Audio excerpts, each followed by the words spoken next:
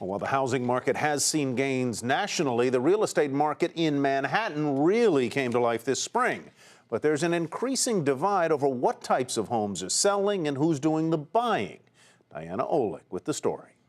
Manhattan may be an island, but it is not unto itself when it comes to the issues now plaguing the U.S. real estate market. A big part of the housing equation right now is low inventory. Manhattan housing saw its busiest spring since 2007, with sales up 19% from a year ago.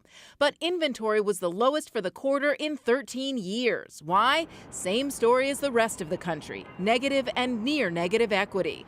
Many New Yorkers owe more on their mortgages than their homes are worth and are stuck in place, unable to sell. They may have refinanced, they may have taken out a second mortgage.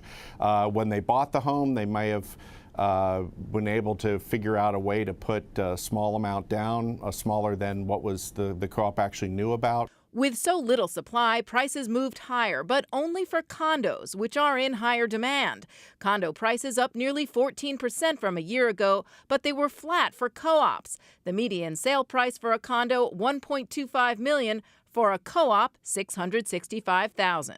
While co-ops still make up 3/4 of the Manhattan market, condos are rising, literally. But since the cost of construction here is so high, developers are targeting the higher end. That's your $3 million buyer and up.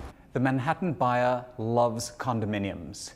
More of them qualify to buy in a condominium than in a co-op that has much more rigid rules about how you can buy, what kind of qualifications you have to have, both personally and financially. Manhattan real estate has benefited from a huge influx of international cash. Foreign buyers are fueling the condo market, paying all cash and buying, in some cases, multiple properties.